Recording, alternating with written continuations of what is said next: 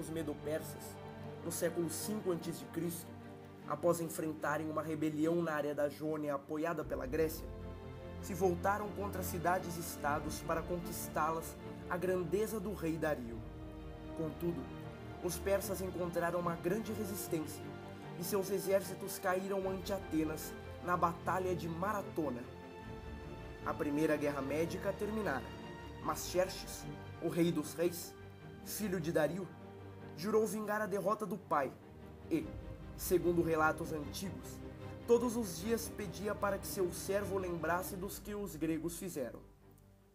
O rei juntou um gigantesco exército, de 70 a 300 mil soldados. Seguindo a política persa, foi oferecida aos gregos certa autonomia para manter as tradições locais em troca de terra e água. Mas parece que os espartanos não gostaram muito da ideia. Submission. Now that's a bit of a problem. Madman. You're a madman. Air and water. But you'll find plenty of both down there. No man, Persian or Greek, no man threatens a messenger. This is blasphemy. This is madness.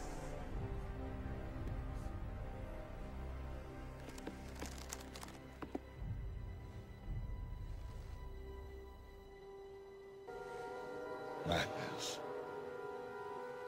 This is Sparta! Junto com Atenas e Esparta, outras cidades-estados formaram a Confederação de Delos para combater os persas e defender a Hélade. Em 480 a.C., um grupo de cerca de 7.500 gregos e, segundo o historiador Heródoto, 300 espartanos enfrentaram a armada de Xerxes nas Termópilas, um estreito desfiladeiro numa região montanhosa que deixaria o grande número de soldados persas em desvantagem. Após dias detidos, os persas receberam uma informação sobre como contornar o estreito e derrotar os gregos. Feito isso, os soldados imortais de Xerxes eliminaram os inimigos, que deram suas vidas no campo de batalha. Guiando a frota grega no mar, o general Temístocles conseguiu retardar os navios persas, mas, apesar de ser posteriormente derrotado, o imperador persa pôde incendiar Atenas, vingando-se da derrota do pai, para a alegria do rei persa. A polis teve que ser reconstruída. O Partenon foi erguido, templo da deusa grega da sabedoria, Atena. Também foram restaurados vários monumentos da Acrópole, construída no ponto mais elevado da cidade, sede administrativa, civil e religiosa. Atenas, contudo, iniciou a seguir uma grande fase de expansão territorial, o imperialismo ateniense, que ofendeu o sentimento grego da independência das cidades. Corinto e Esparta se voltaram contra a cidade na Primeira Guerra pelo controle do Peloponeso. Um tratado de paz de 30 anos foi concluído entre espartanos e atenienses. Mas Esparta não esperou as 3 décadas impostas no acordo e dominou a polis Atenas na Segunda Guerra do Peloponeso. Durante a expansão ateniense, ocorre a expansão da democracia e dos ideais que mudaram a visão do universo do homem grego. Em 400 a.C., Sócrates andava pelas ruas de Atenas e proclamava a importância da busca pela sabedoria. Sócrates é um dos precursores da filosofia, da procura pelo conhecimento fora da explicação mitológica. O pioneiro a mudar o olhar do homem sobre os fenômenos. Em si, através do pensamento e da reflexão, os homens poderiam descobrir as respostas para o universo, para o que antes estaria além da compreensão humana. A grande revolução do pensamento ocorria na Hélade. Enquanto Platão e Aristóteles pensavam, o restante dos gregos mais uma vez lutava. Acho que beleza. O povo macedônio, que vivia ao norte da Península Balcânica, lançou um ataque massivo à Grécia. Cidade após cidade, Filipe da Macedônia impunha seu domínio até conquistar todo o território grego.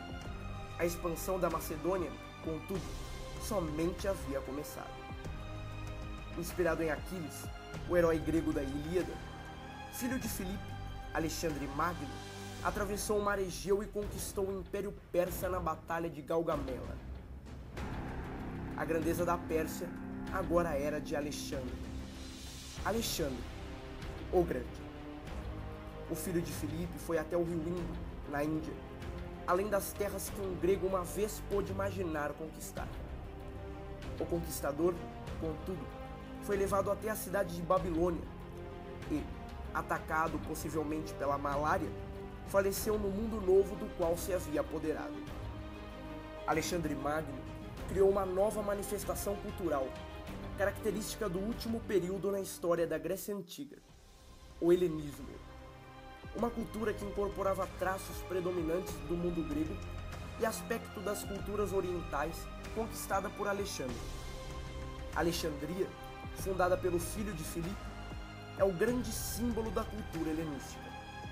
Educado por Aristóteles, fundador do Liceu onde suas teorias filosóficas eram propagadas, o príncipe macedônio precedeu o declínio da Grécia Antiga. Após a Batalha de Corinto, os gregos foram rendidos ante ao expansionista Império Romano. A Grécia caía sob a espada de Roma. Mas não sua cultura, seu pensamento, sua democracia, sua arte, a arte da ciência, a arte da guerra. As chamas que uma vez consumiam a Hélade para sempre marcaram a história.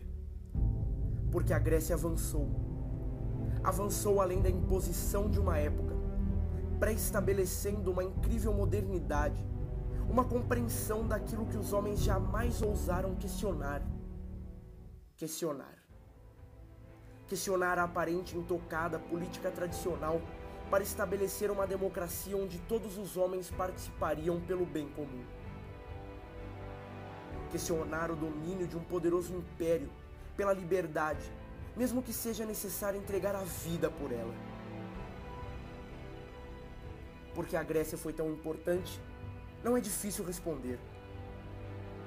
É só olhar ao redor, para os governos, para as ciências, para o espaço. Aí está a importância da civilização grega para o mundo, para o universo contemporâneo. O poeta Homero uma vez disse: os homens são como as ondas, como de uma geração floresce e a outra declina. Contudo, as eras vão e vêm, sucedem-se uma após a outra, mas alguns homens, algumas ideias, algumas gerações são eternas.